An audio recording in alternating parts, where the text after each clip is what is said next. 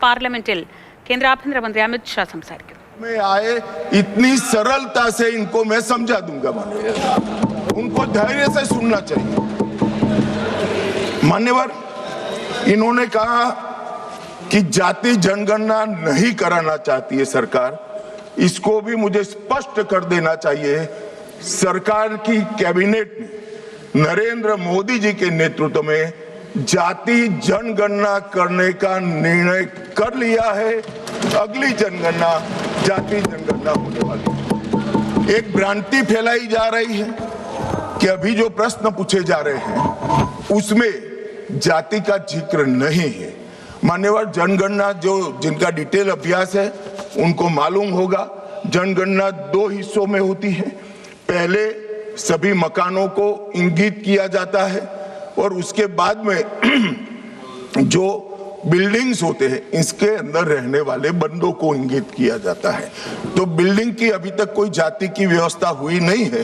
होगी तब इसको भी गिन लेंगे भी। अभी तक बिल्डिंग की कोई जाति व्यवस्था नहीं है। मान्यवर, जब व्यक्तियों की जाति गिनी जाएगी तब जाति जनगणना का सवाल आएगा। ये भी मैं आज पूरी तरह से स्पष्ट कर देना चाहता हूं। मान्यवर, उन्होंने कहा कि 850 का आंकड़ा कहां से आया, ये मैं समझाता हूं। 850 का जो आंकड़ा है मान्यवर, वो इस तरह से बना है कि काल्पनिक रूप से सोच ले कि 100 सीटें हैं। अगर 33% माताओं को, मातृशक्ति को आरक्षण देना है तो उसमें 50% बढ़ाते हैं तो सीटें होती है 150। और 150 जब होती है इसका 33% करते हैं तो 100 सीटें ऑटोमेटिकली हो जाती हैं। जो 543 सदस्य बैठे हैं इसमें 50% वृद्धि होगी। इसका 33% जब माताओं के लिए रिजर्व हो जाएगा तब 543 की 43 ओपन सीटें होगी जहां पर भी महिलाएं लड़ सकती। तो ये 50% इस तरह से आया है। और 850 है वो राउंड ऑफ फिगर है।